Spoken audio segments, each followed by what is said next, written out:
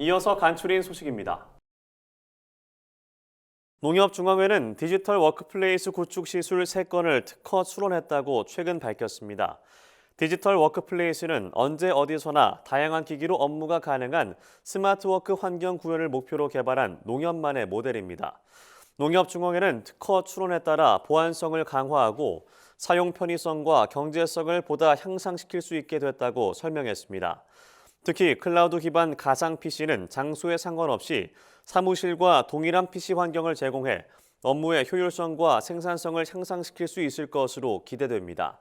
이성희 농협중앙회장은 스마트워크 환경을 구축해 농업 농촌 지원 역량을 강화하겠다고 말했습니다.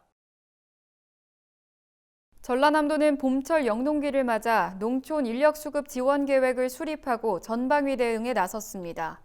중점관리 대상 농작업은 양파, 마늘 수확, 고추, 고구마 정식, 배 수분 적과 등 5개 작물 관련 사업입니다.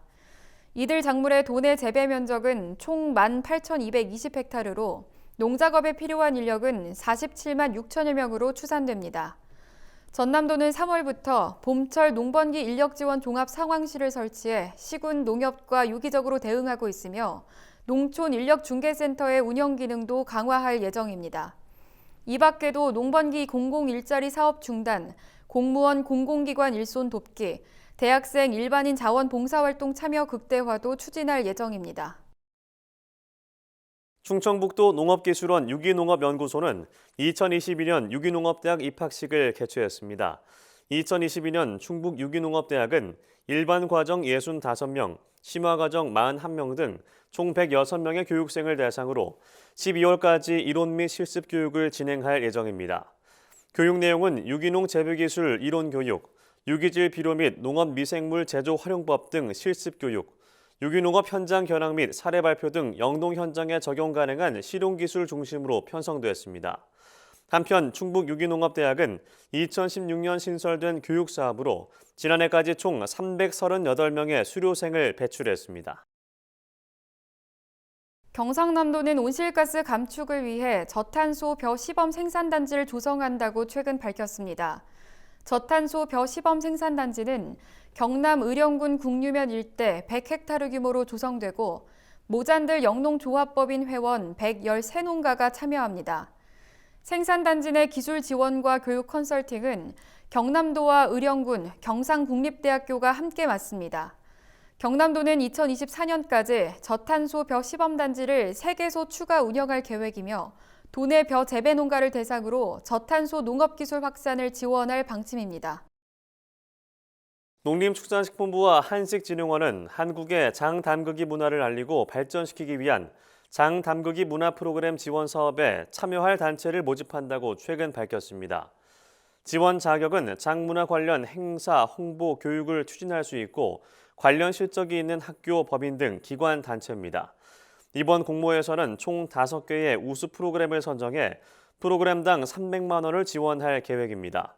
사업 참여를 원하는 단체는 4월 14일까지 신청서를 제출하면 되며 자세한 내용은 한식 포털에서 확인할 수 있습니다. 농촌진흥청은 국내 개발 벼품종 해맑은의 재배 면적이 확대되고 있다고 최근 밝혔습니다. 해맑은은 농업인과 전문가, 지역 주민이 참여해 농진청과 충남 아산시, 지역 농협이 공동으로 개발한 고품질 벼입니다. 충남 아산시는 해맑은이 자체 브랜드 아산 맑은쌀의 원료곡으로 이용되고 재배 면적이 확대됨에 따라 특화 품종으로 육성할 계획입니다.